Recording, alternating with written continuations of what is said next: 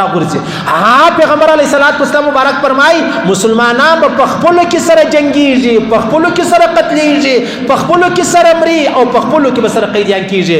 یو به د یوه خوا مسلمانان قیدیان کې، بل به د بلې خوا مسلمانان. دا د مسلم حدیث دی. و څه پکې ویل، څه وایاست په دا باره کې؟ یو سړی څه ویل غواړي ما ته لږ سر را خلاص کړي، تر دغه حد خو زما سر باندې خلاص او که ته راولاړېږې په حدیث کې تاویل کوي چې دا شی یا هغه شی یا دا ملامت یا هغه ملامت، دا خبرې له منځه وباسئ، دا خبرې له منځه وباسئ. دا د قیامت علامې دي. او پیغمبر علیه الصلاۃ والسلام مبارک ټولې زما او ستا و مخ ته کښېښولې او ما تا ته راوښولې. او بیا پیغمبره عجب اسلام نه دی. اسلام ګوره زه د پاکستان یم، ته د افغانستان یې، زما پر خپل وطن وسیله ده. مثال در کوم، ستا پر خپل وطن وسیله ده. زه د خپل وطن دپاره سل درواغه سره کتاروم، ته د خپل وطن د مینې او د محبت دپاره سل درواغه په کتاروې. زه د خپل وطن دپاره مینه او محبت لرم، ته د خپل وطن دپاره. او اسلام د دواړو دپاره دی. اسلام د دواړو وطنو غمګینه دی. اسلام د دواړو وطنو مطلب غمخور دی. اسلام د دواړو پر دواړو وطنو وسیله ده. ما او تا پر ځانو وسیله ده، د اسلام پر ما او تا دواړو وسیله ده. مشت الله یو داسې دین، یو داسې اسلام را کړی دی. او پیغمبر د ابن ماجه حدیث دی، پیغمبر علیه السلام مبارک فرمای ما دعا وکمالی الله زما امت لقه سالی مو وجنه، الله ولنی وجنه. بیا مالی الله زما پر امت باندې کافران مو مسلط کوا، الله ولنی مسلط کوم. خو دوی په خپلو کې سره جنګیږي، ټوکړې ټوکړې به. دا اوس نو موجوده حالات خو نو ډېر سخترین دی، ډېر مشکل دی. پاکستان افغانستان دواړه دومره غوسه دي چې دا غوسه په هیڅ حال کې نه ټنډه کیږي، نه سړیږي، نه ختمیږي او نه کمیږي.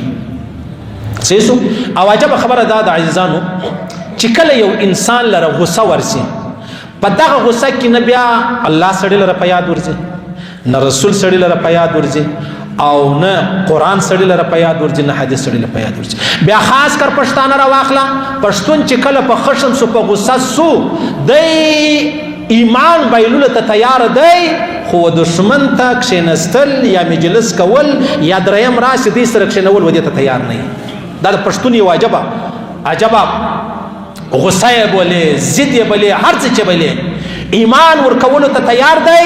خو لیکن دا نشي کولی چې د دشمن سره دی کښېني پر یوه میز، پر یو ټیبل، پر یو دسترخوان چې راسه ما او تا مجلس سره وکړو، څه پېښه ده او څه نه ده پېښه. پوهېږئ په دې خبره باندې؟ او بیا عجبه خبره دا د عزیزانو چې دا اوس کوم مشکل روان دی، دا اوس چې کوم اوربند تر نن ماځګاره پورې دی، الله رب العزت دا اوربند تر قیامت پورې کې الله پاک دې چې کوم څوک نه غواړي چې دا اوربند وشي، هغه دې الله له منځه وباسي. الله رب العزت دا زموږ مسلمانان او دا هغه پولې پر هغه اړه مسلمانان دا مشکل، دا غم، دا مصیبت په خوشحالي، په خندا بدل کی، په دوستی او په ورورولي دی الله بدل کی. ګوره زه داسې نه یم چې زه خدا مکه زه د دې وطن پر سر باندې هر څه کولو ته تیار یم، یا د هغه وطن پر سر هر څه کولو ته تیار یم، یا زه و دې ته تیار یم چې ما ته څه راپېښه ده، و تا ته څه راپېښه ده، دې وطن ته څه پېښه ده، هغه وطن ته څه پېښه ده. چې 15,000 کسان وژنئ، د هغه باد سره کښېنئ، خو راولاړ سي 15,000 کسان بچاو کې سره کښېنئ. پوهېږئ 15,000 کسان بچاو کې سره کښېنئ. او بیا بله خبره دا ده چې بیا په هغه ورځ ما تا سره کانې کوو، یا پاکستان او افغانستان سره کانې کوي، نو نن ولې نه سره کانې کېږي؟ ولې زه و دې ته نه ګورم مسلمان یم الحمدلله قرآن په مابینځ کې شته، ولې ته و دې ته نه ګورې چې الحمدلله مسلمان یم قرآن په مابینځ کې شته؟ بیا زما او ستا دپاره د دریم څه ضرورت دی؟ کور یې د قطر ودان، الله دې ننګیالې لري، شاد لري، آباد لري، چې دا یې سره کښېنول، یا یې سره کښېنوي، یا یې اوربند راوستلی دی. داسې دې هر چا ته الله پاک توفیق ورکړي. زموږ وطن دې هم الله نه را خرابوي، افغانستان دې هم الله نه خرابوي. ډېره دا په ذوالجلال چې 2 سکني ورونه سره جنګ سي دومره مشکل به نه وي لکه دغه چې دا مشکل رالی. دومره افغانان، یعنې تاسو وګورئ موږ په دې مسجد کې اوس فلحاله تقریبا 1,000-2,000 کسان ناست یو، دا په دې کې به سم نیمه افغانان دي. اشنو زه څه چم وکړم؟ که د هندوانو سره زموږ جنگ سلو صحیح خبره ده، که مې د یهودو سره جنگ سو صحیح خبره ده، که مې د عیسایانو نصاراو سره جنگ سو صحیح خبره ده. دا چې په خپل آپس کې او د هیچا په مفاد کې دا خبره نه ده، دا یوازې او یوازې د انډیا په مفاد کې ده. بیا به مولوي صاحب د انډیا تا د کومې خوا رااخیستې ده؟ انډیا ما د دې خوا رااخیستې ده. دا سی پیک معامله نه ده چې روانه ده. په دې کې چاینا، پاکستان اوس افغانستان شاملوي. افغانستان سره خبرې وسولې مجلس وسولو په دا مجلس به دیم راکښېوتی نو بیا ډېره لویه ګټه لکه چینا او پاکستان ته رسېدل افغانستان به هم په دغه کې د هغه ورځې چې انډیا دا اراده وکړله چې دا شی به زه ختموم دا به په غاړه کې سره اچوم دا به په یو داسې غم سره اخته کوم چې د یوه به هم سر نه خلاصېږي د بل به هم سر نه خلاصېږي کې نه منئ قرار کښېنئ یو کال بعد به بیا خپل زړه ته ولوېږي چې بیا یو فوجي راولاړ شي د انډیا یا صحافي راولاړ شي یا پلانی وزیر هغه دا وایي دا موږ سره وکړو په هغه ورځ یې منې نن یې ومنه چې نن زما او ستا کورونه نه دي خراب شوي تر یو حده پورې که خرابېده شروع سلو العیاذ بالله نعوذ بالله استغفر الله پیغمبر علیه الصلاة والسلام مبارک فرمایي د مسلم حدیث دی واورئ د الله رسول فرمایي چې قیامت تر هغه ساعته پورې نه راځي چې دوه عظیم قوتونه زورور جنګونه سره کړي نه وي زورور جنګونه او بیا عجبه دا د دواړو دعوه به یوی د دواړو دعوه به هم یوی دا نه چې یو به کافر بل به مسلمان د دواړو دعوه به یوی تر هغه ساعته قیامت نه راځي دا د مسلم حدیث دی پیغمبر علیه الصلاة والسلام مبارک فرمایي تر هغه ساعته قیامت نه راځي چې تر څو حرج زیات شوی نه صحابه پوښتنه وکړه د مسلم حدیث دی ولې یا رسول الله حرج څه ته ویل کېږي د الله رسول ورته وفرمایل القتل مړي جنګونه سره وژل یو د بله چې دا راغلي نه تر هغه ساعته پورې د الله رسول فرمایي قیامت نه راځي بیا د مسلم حدیث دی پیغمبر علیه الصلاة والسلام مبارک فرمایي سبحان الله ته به تېر ماښام پیغمبر علیه السلام دا مجلس کړی دی یا یې تېره میاشت دا مجلس کړی دی اوس به یو سړی وایي چې اشه مولوي صاحب پیغمبر علیه السلام دا خبره کړې ده هغه پاکستان او افغانستان یاد کړی دی چې ما ورته دا حدیث نن ووایي نو ته شاوخوا دا سترګې ورغړوه شاوخوا وګوره ته څوک ځینې اخلي ستا په فکر څوک دي نن ورځ د دې حدیث مصداق دا مسلمانان دي دا مسلمانان دا پاکستان او افغانستان دی د الله رسول فرمایي ما د الله په دربار کې دعا وکړله مالی الله زما امت له قحط سالۍ د لوږې مه وژنه بیا مې دا دعا وکړه مالی الله زما پر امت باندې د جهان کافران دشمنان مو مسلط کوه چې زما امت ټول را تباه کی او یا الله زما و امت ته اتفاق او اتحاد ور نصیب کا یا الله له ټکړو ټکړو یې وساته چې یو په بل کې دی مطلب سره جلا شي د الله رسول فرمایي ماته الله او فرمایلی ول زه چې کله فیصله وکړم زما فیصله بدلیږي نه اوله خبره چې تا کومه دعا وکړه تا ول یا الله له قحط سالۍ د لوږې زما امت مه وژنه ټول امت زه نه وژنمه چې د لوږې ټول امت مړی سي په یو کلي په یو کوڅه او په یو وطن کې به دا خبره راغلي څوک به د لوږې مري او بیا دویمه خبره دا ده ستا پر امت باندې زه د ټول دنیا کافران چې د څلورو سرو طرفو مشرق مغرب شمال جنوب سره یو ځای سي لا هم زه دې ته قدرت او قوت نه ورکوم چې دوی ټوله سره مړه کړي منګرها دا درېیمه خبره چې دې وکړه چې یا الله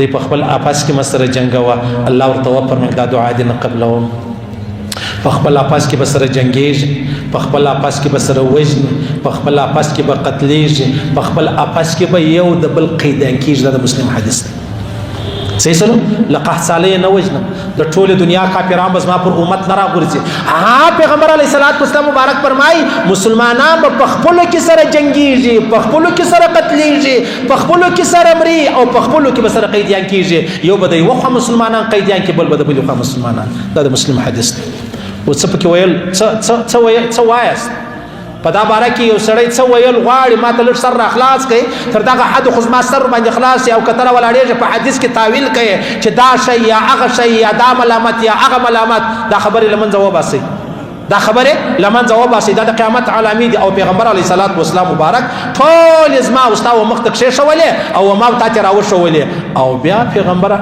عجب اسلام نه دی اسلام ګوره زه د پاکستان یم ته د افغانستان یې زما پر خپل وطن وسیله ده مثال در کوم ستا پر خپل وطن وسیله ده زه د خپل وطن دپاره سل درواغه سره کتاروم ته د خپل وطن د مینې او د محبت دپاره سل درواغه پله کتاروې زه د خپل وطن دپاره مینه او محبت لرم ته د خپل وطن دپاره او اسلام د دواړو دپاره دی اسلام د دواړو وطنو غمګین دی اسلام د دواړو وطنو مطلب غمخور دی اسلام د دواړو پر دواړو وطنو وسیله ده ماوتا پر ځانو وسیله ده د اسلام پر ماوتا دواړو وسیله ده مشت الله یو داسې دین یو داسې اسلام را کړی دی او پیغمبر د دې ماجه حدیث دی پیغمبر علیه السلام مبارک فرمایي ما دعا وکما لي الله زما امت لقحط سالۍ مو وجنه الله ولنی وجنه بیا مولوی الله زما پر امت باندې کافران مو مسلط کوه.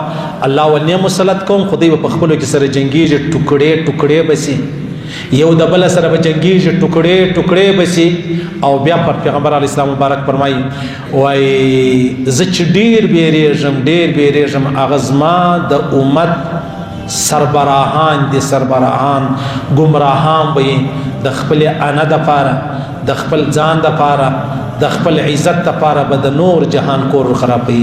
دا د الله رسول فرمایي صحیح حدیث دی. اوس چې تاسو سره برابره کوي، که را برابرولی سي دا خبره خو ښه خبره ده، او که نه نو بیا موږ دې دپاره څه کول پکار دي؟ زما او ستا دپاره څه کول پکار دي؟ او پیغمبر علیه السلام مبارک فرمایي زه چې ډېر زما پر امت بیریږم، هغه زما د امت سربراهان دي، هغه به چې شي هغه به ګمراهان یې. یو سړی په سترګو نابینا دی، ته شاته په پیسې یې او قدمونه هم د ده پر قدمو یږدې، نو دی ستا څه خیال دی به تا منزل ته ورسوي؟ دی به کډې ته لویږي، تا به کډې ته اچي. د الله رسول فرمایي زه چې زما پر امت باندې بیریږم. څومره ذمواره کسان په داوود شپو کې په دواړو خواو کې غیر ذمواره خبرې کوي، څومره ذمواره کسان دا غیر ذمواره مجلس کوي. ښکاره مثال به زموږ د وزیر دفاع درکمه، څومره غیر ذمواره مجلس کوي، څومره پر اور باندې تیل اچي، څومره د ملتونو او قومونو په غاړه کې سره اچي. ته خو دومره لوی ذمواره یې، ستا دپاره به چې حتی ځکه پوکلی بیا دې قدم ورباندې ښولی. ولې دومره غیر ذمواره خبرې کوي؟ ولې د خلکو کورونه د غم سره مخامخ کوي؟ ولې د خلکو کورونه د جنګ سره مخامخ کوي؟ ولې د خلکو غصې راپاره یې؟ دا ستا یوه خبره د څو کورونه خرابېږي، په دې کې څوک خراب شو، په هغه کې څوک خراب شو.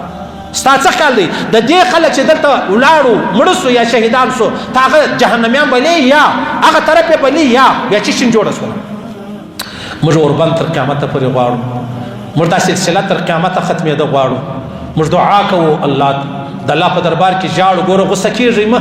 ډېر خلک داسې ستا هغه خشم دی، هغه په دې خشم کې د هېچ چا خبره نه مني. والله که یا قرآن ته ګوري یا رسول ته ګوري، والله که یا خدای ته ګوري یا د پیغمبر علیه السلام ولارې ته ګوري، هغه په خشم دی. یا خشم لا حول ولا قوة الا بالله. ووایه شیطان ستا کور خرابېده غواړي، لږ دا خپله غصه کنټرول کا، دا خپل دماغ کنټرول کا. نه د معلومه چې تا به کوم کډې ته واچوي. موږ به دا خپله غصه پر ځان باندې دومره نه غالبه کوو چې بیا ماته د خدای او د رسول درک نه معلومېږي، ماته د ښې او د بدې لارې درک چې دی هغه نه معلومېږي. نو پیغمبر علیه الصلاة والسلام مبارک څه فرمایي؟